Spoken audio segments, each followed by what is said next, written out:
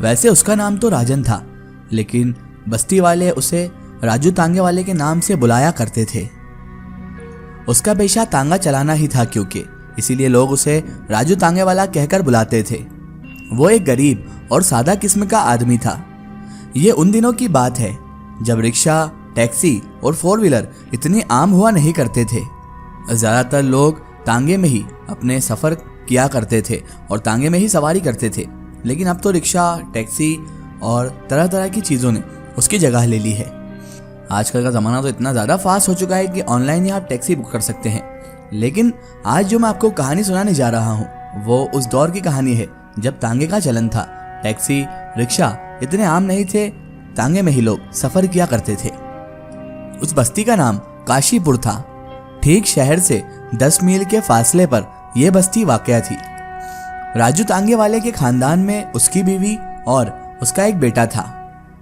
उस बच्चे की उम्र 6 साल थी। राजू तांगे वाला दिन भर शहर से गांव और गांव से शहर के बीच तांगा चलाया करता था। बड़ी मेहनत, बड़ी मुशक्कत के साथ वो अपना तांगा चलाता था और फिर सूरज के ढलते ही वो अपनी आखिरी सवारी बिठाकर बस्ती आ जाया करता था। वो इतनी मेहनत और मशक्कत के बाद इतना तो कमा लिया करता था कि वो अपने बीवी और अपने बच्चे को खुश रख सके। कभी उसने जिंदगी में किसी से उधार नहीं लिया था और वो मेहनत मजदूरी पर ही यकीन रखता था, यानी कि उसको इसकी टोपी उसके सर करते नहीं आती थी और वो एक साधारण सा व्यक्ति था। वो अभी जवान था, इसलिए वो मेहनत पर बहुत ज़्यादा यकीन रखता था। गांव के प्राइमरी स्कूल में वो 5वीं क्लास तक ही पढ़ा हुआ था। इतना ज़रूर उसको आता था कि वो हिंदी अखबार पढ़ लिया करता था। वो अपने परिवार से बेहद मोहब्बत करता था। उसकी बीवी का नाम मधुबाला था। राजू तांगे वाले की बीवी बहुत ज़्यादा खूबसूरत थी और उनका बच्चा भी उसकी बीवी पर ही गया था, यानी कि वो भी बहुत ज़्यादा गोरा चिट्टा और खूबसूरत था। लेकिन राजू जो था वो शक्ल सूरत का सादा इंसान था, यानी कि एवरेज लुकिंग इंसान था। उसका रंग सांवला था, लेकिन सबसे बढ़िया चीज़ उसके अंदर जो थी वो था उसका दिल। वो दिल का बहुत साफ इंसान था। उसके बेटे का नाम रोशन था, जो कि दोनों मियाँ बीवी के दिल का चैन था। राजू एक कच्चे मकान में रहता था। घर का सहन उसका काफ़ी खुला हुआ था, जहाँ पर वो अपना घोड़ा बांध दिया करता था। बस्ती काफ़ी बड़ी नहीं थी, बस कच्चे पक्के मकानों पर मुश्तमिल थी और ये एक बहुत छोटी सी बस्ती थी जहाँ पर सारे बस्ती वाले एक दूसरे के साथ प्यार मोहब्बत से रहते थे। आज के दौर और उस दौर में ये फ़र्क था कि उस वक्त लोग एक दूसरे से जलन, एक दूसरे से तकलीफ और लोगों को एक दूसरे से परेशानियां नहीं हुआ करती थी, बल्कि लोग बस्ती में कच्चे पक्के घरों में होने के बावजूद भी प्यार मोहब्बत से अपनी ज़िंदगी गुजारते थे। बस्ती के ज़्यादातर लोग तो मेहनत मजदूरी ही किया करते थे, लेकिन कुछ लोग वहाँ पर भी ऐसे थे जो बम्बई और बड़े बड़े शहरों में अपनी किस्मत आजमाने जाया करते थे। बस्ती एक नदी के किनारे वाक़ थी। बस्ती के लोग अमीर नहीं थे बल्कि गरीब थे। मसाइल इनके कम थे, लेकिन ये लोग हिम्मत वाले भी थे। साले 9 इनका शुरू हो चुका था और मौसम सरमा अपने उरूज पर था। काशीपुर उन दिनों बर्फानी हवाओं की लपेट में था। इस हिस्से में बर्फबारी तो नहीं होती थी, लेकिन बर्फानी हवाएं जरूर चलती थी, क्योंकि गांव के पास मौजूद नदी की वजह से यहाँ पर ठंड में अच्छा खासा इजाफा हो जाया करता था। बस्ती के कुछ किसान इसी सर्दी की वजह से अपनी जान से भी हाथ धो बैठे थे। आए दिन अखबार में खबर आती थी कि ये किसान फला किसान मर गया ठंड की वजह से, फला किसान इस वजह से मर गया। नदी किनारे आबाद काशीपुर की बस्ती उन दिनों शदीद धुंध में लिपटी हुई थी, जिसकी वजह से कारोबारी जिंदगी ठप हुई पड़ी थी। लोगों ने सर्दी से बचने के लिए धड़ाधड़ कोयले का ईंधन और लकड़ियों का जमा कर रखा था। राजू ने भी ऐसा ही किया। उसने उसकी बीवी से कहा कि हमारी छापरे पर जो लकड़ी पड़ी है वो उतार लो। उसने भी इसलिए किया था क्योंकि ठंड बहुत ज़्यादा पड़ रही थी। उसके बाद राजू ने घोड़े को बांध दिया और उसके बाद उसे चारा भी दिया। मधुबाला उसके बाद उसके लिए रोटी लेकर आई और कहने लगी, रोशन के बापू, सर्दी में मजीद इजाफा हो गया है। मेरा ख्याल है आप कुछ दिनों के लिए आराम कर लें, अभी काम पर ना जाएं। भगवान ना करे अगर आपको कुछ हो गया तो फिर हम दोनों का क्या होगा। लोग यहाँ सर्दी से मर रहे हैं। जब मौसम साफ हो जाएगा आप भी तभी काम पर जाना, हम जैसे तैसे ये दिन गुजार लेंगे। तभी राजू खाना खाते हुए बोला, मेरी प्यारी बीवी इतनी फिक्र क्यों करती हो, यही तो दिन है कमाने के। जब मेरे हाथ पैर चलना बंद हो जाएंगे तब मैं कैसे कमाऊंगा, इसलिए मुझे अभी ही कमा लेने दो। और मौसम गर्मी में तो ऐसे भी काम धंधा बहुत मद्दा हो जाता है। सर्दी के मौसम में ही बस्ती वाले शहर आना जाना करते हैं, इसलिए अगर हम सर्दी में ही घर में बैठ गए तो फिर गर्मी में क्या करेंगे। अगर मैं सर्दी से घबरा कर घर में बैठ जाऊंगा तो तुम लोगों का पेट कैसे पालूंगा, तुम ही बताओ भाग्यवान। सच पूछो तो जब मैं थका हारा हुआ काम पर से घर आता हूँ और तुम्हारा सुंदर चेहरा देखता हूँ तो मुझे जो सुकून मिलता है वो मैं तुम्हें बयान भी नहीं कर सकता। तुम्हारा चेहरा देखकर ही मेरी सारी थकान दूर हो जाती है। मुझे खुशी है कि मुझे तुम्हारे जैसी बीवी मिली। उसके बाद वो दोनों काफी देर तक बातें करते रहे। दोस्तों, काशीपुर एक पसमानदा इलाका था।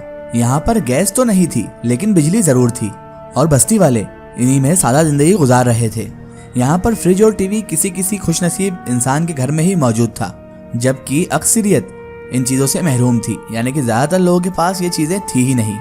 कभी कभी किसी के घर में अगर सिनेमा लग जाता था तो बच्चे बूढ़े सब लोग वहाँ पर इकट्ठा हो जाते थे। बुजुर्ग लोग भी अपनी पसंदीदा मूवी देखने के लिए वहीं पर मौजूद होते थे। राजू भी कभी कभार अपनी बीवी और अपने बच्चे के साथ पड़ोस वाले घर में जाकर वीसीआर पर फिल्म देखा करता था। और आज के माहौल में तो वैसे भी ये सब चीज़ें ख़त्म कर दी है। कहाँ रही वो मोहब्बत, कहाँ रही वो सादगी, और कहाँ रहा वो एक दूसरे से रिश्ते निभाने का जज्बा। और अब कहाँ किसी को पड़ोसी का ख्याल रखना है। अब हर घर में टीवी है, हर हाथ में मोबाइल है, हर इंसान के पास इंटरनेट है, लेकिन फिर भी लोग अकेले हैं। किताबें छूट गई, उनकी जगह हाथों में मोबाइल आ चुके हैं। लाइब्रेरियां वीरान हो गई और नेट कैफे आबाद हो गए।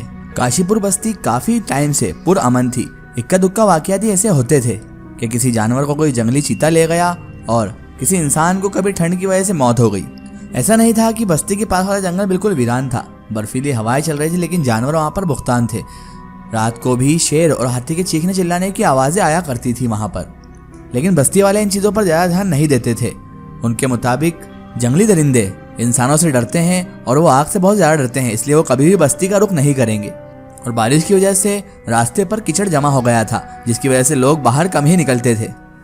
ये एक दिन की बात है जिस दिन लोग घर से बाहर बहुत कम निकले थे। शाम की बात है।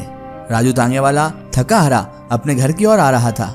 आज वो बहुत ज़्यादा परेशान दिखाई दे रहा था क्योंकि सुबह से उसको कोई भी सवारी नहीं मिली थी।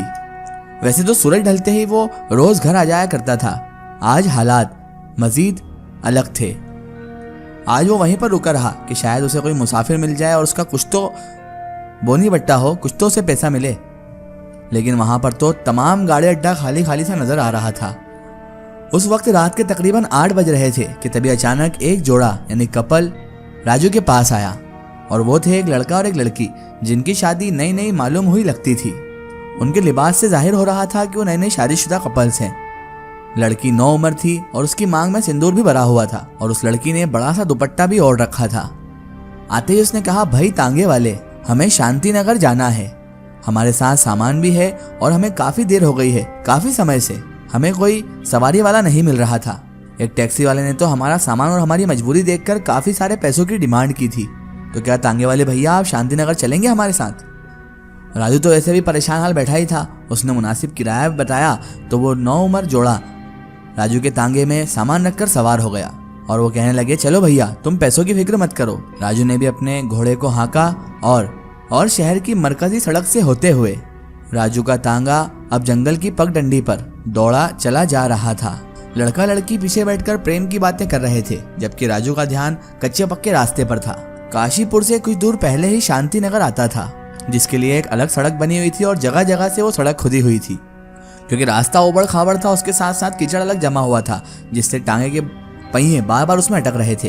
और रात की तारीकी इधर बढ़ती जा रही थी, और रात की वजह से सर्दी की शिद्दत में भी अब इजाफा हो चुका था। राजू ने गर्म कोट के ऊपर एक सियाह चादर भी ओढ़ रखी थी, लेकिन फिर भी सर्दी तो अपना काम दिखा ही रही थी। जबकि वो नया नया जोड़ा जो था, जो नई नई शादी करके आए थे, वो सर्दी से बेखबर बातों में ही मगन थे। तो राजू भी वक्फे वक्फे से उनकी गुफ्तगू में शरीक हाल हो रहा था। कहने लगा, लगता है बहुत टाइम बाद आप अपने गांव वापस जा रहे हैं। और इसी तरह गुफ्तगू के दरमियान ही आखिरकार 2.25 घंटे बाद शांति नगर आ गया, क्योंकि राजू यहाँ पर सारे रास्ते जानता था और इसी वजह से वो सही सलामत शांति नगर पहुँच गया। सवारी वहाँ पर उतरी, उन्होंने जो किराया था वो अदा किया और उसकी तिहाड़ी अब लग चुकी थी। उसने वहाँ पर उनको उतारा और उसके बाद अपना घोड़ा काशीपुर की तरफ मोड़ लिया और अपने घोड़े से कहा, चल अब काशीपुर अपने घर चलते हैं। वो थोड़ा खुश हो चुका था क्योंकि तिहाड़ी लग चुकी थी। जैसे ही वो काशीपुर के रास्ते पर निकला तो अब उस पर खौफ तारी हो चुका था, और खौफ होता भी क्यों ना, रात का इतना खतरनाक सन्नाटा, बर्फीली हवाएं और ऊपर से वो अकेला। उसका घोड़ा भी डरने लगा था। राजू के साथ साथ उसका घोड़ा भी अब डर रहा था। तभी जंगल से गुजरते वक्त राजू ने बना हुआ एक मंदिर देखा जिसकी सीढ़ियों पर कोई बैठा हुआ था। ये रात के समय मंदिर की सीढ़ियों पर कौन बैठा हुआ है? राजू ने खुद कलामी की और घोड़े को लगाम दिया। मुझे लगता है शायद कोई रास्ता भूल गया है, शायद ये रास्ते भूलने की वजह से यहाँ बैठा हुआ है। मुझे इंसानियत के नाते इसकी मदद करनी होगी। ये सोचकर राजू मंदिर की जानिब बढ़ने लगा। इसकी आगे की स्टोरी हम देखेंगे इसके अगले पार्ट में।